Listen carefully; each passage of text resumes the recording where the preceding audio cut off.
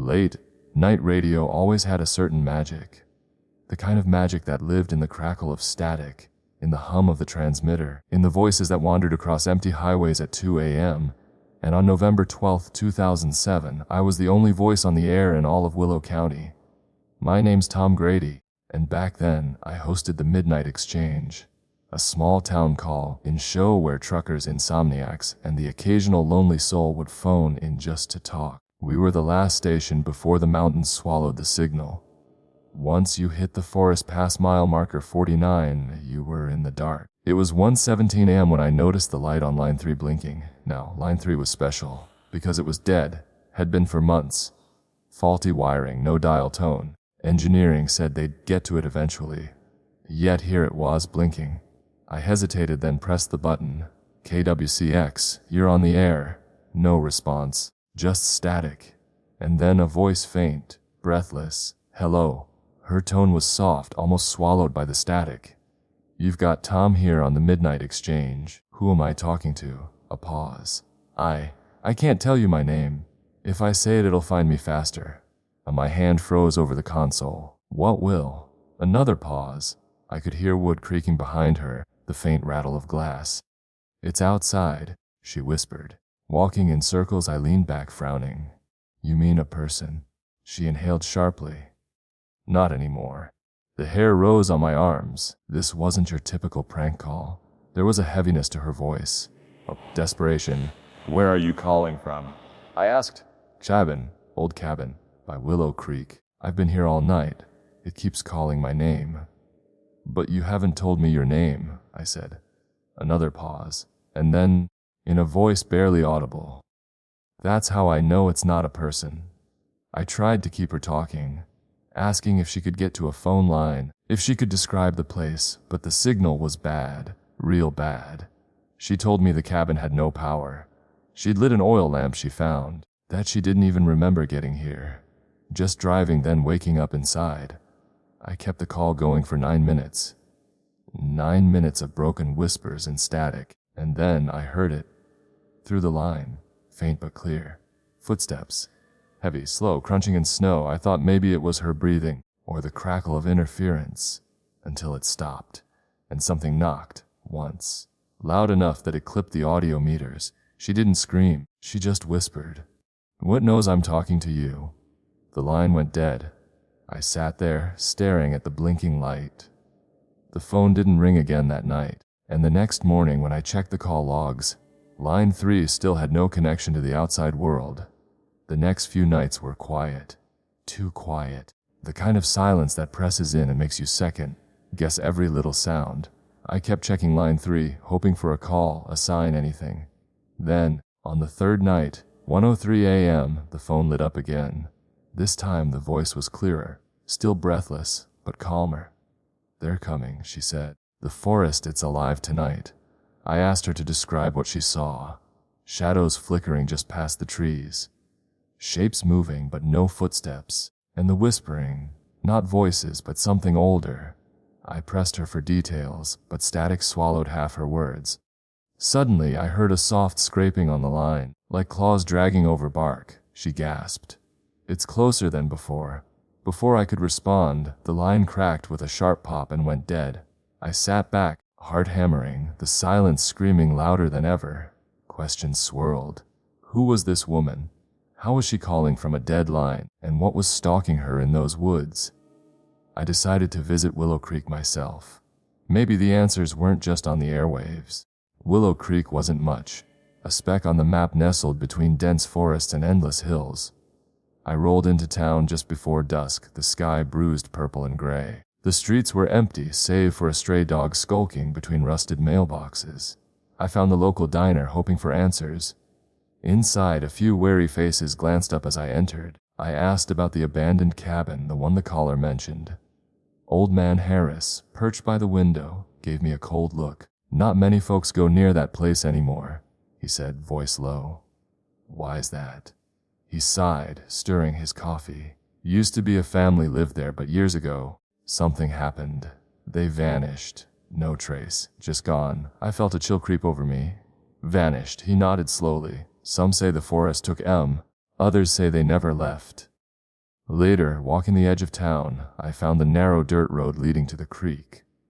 The forest swallowed the path quickly, shadows thickening beneath the trees. I stood there, the silence deeper than any night I'd known.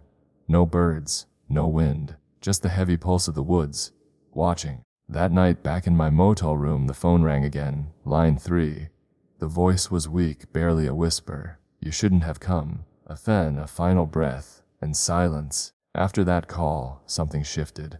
The night felt thicker, heavier, like the air itself was holding its breath. I kept hearing noises outside my motel room, soft footsteps on gravel, leaves rustling in the cold wind. Every time I looked, there was nothing. That's when the dream started. I was back in the cabin. But it wasn't just a cabin anymore. It was alive. The walls pulsed, breathing slow and deep. Whispers slithered through the cracks in the floorboards, calling my name. In one dream, I stood by the creek. The water was black as ink. Something moved beneath the surface. Something watching, waiting. I reached out, and the water grabbed me. I jolted awake, sweat soaking my shirt. My phone was ringing again. Line 3. The voice was trembling, almost pleading. You don't understand. It's not just a forest. It's a gateway. Thin static, and a sound like 1,000 voices whispering at once. The call ended. That's when I knew I was in deeper than I thought. The forest wasn't just stalking her. It was something else. Something old. After that call, I couldn't sleep. Every shadow in my motel room seemed alive, creeping closer with every blink. At 2:13 a.m., the phone rang again. This time, the voice was different, older, weary. It's not just the forest, it's coming here. The static crackled, then a faint guttural growl. I slammed down the receiver. The next day, I went back to the radio station. I dug through old archives, hunting for anything about the cabin or Willow Creek's history. That's when I found the records. In 1987, a whole family disappeared from that very cabin. No signs of struggle, no clues, just vanished.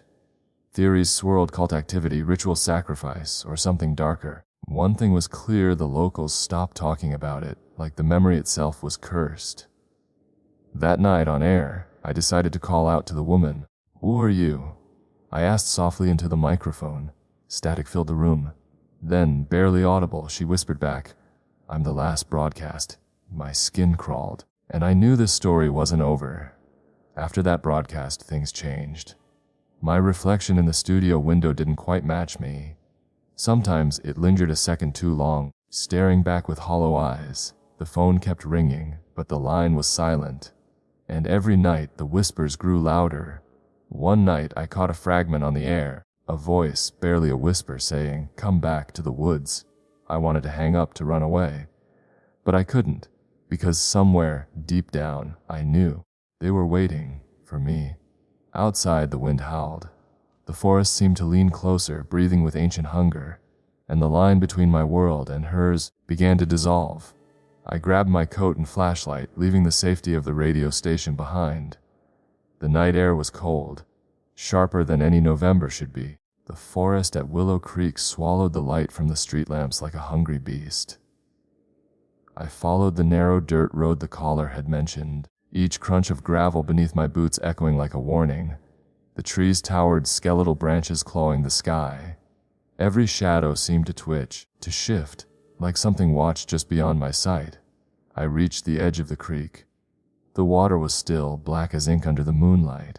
Then, a voice whispered from the darkness. Not on the phone, here, right behind me. You shouldn't have come.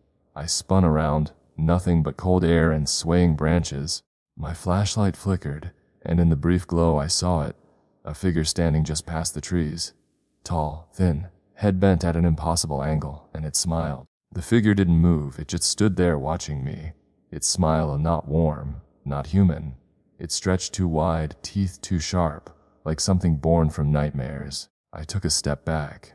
My flashlight flickered again, then died. I was swallowed by darkness. A cold wind brushed past me. Whispers surrounded me, coming from every direction. Voices I couldn't understand, calling my name. Come back, come back.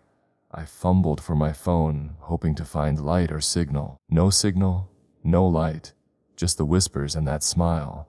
Suddenly the figure moved, not walking, but gliding forward, head still tilted, eyes glowing faintly in the dark. I ran, branches scraping my face, heart pounding, and the smile following, always just behind. I didn't look back. Branches tore at my clothes and face. The cold bit into my lungs. The forest seemed endless, a maze twisting and turning beneath the moonlight. Behind me, the whispering grew louder, turning into guttural growls. Something hungry. My flashlight was dead. My phone was useless. Only my pounding heart kept me moving. I stumbled into a clearing, and there, a faint glow flickered. A small cabin. I threw open the door. Inside, it was empty except for an old radio. I turned it on. Static. And then, welcome back. The voice wasn't human. It wasn't from the radio, it was inside my head. Suddenly, the door slammed shut. Darkness closed in, and I knew this wasn't just a story anymore. It was a trap. The cabin was cold, bone-chilling cold, like the breath of death itself. I was trapped. The walls seemed to close in, whispers swirling around me like smoke. I grabbed the radio's microphone, voice shaking. If anyone's out there, this is Tom Grady. Last broadcast from Willow Creek. Something's here, something ancient. It's taken the forest, and now it's taken me.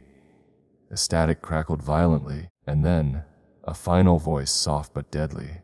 You can never leave. The radio fell silent. I don't know how long I stayed there listening to the dark, but when the rescue team found me 3 days later, I was staring at the woods, whispering the same words. Come back, come back. Willow Creek still waits, still listens, still calls, and the broadcast is never really over.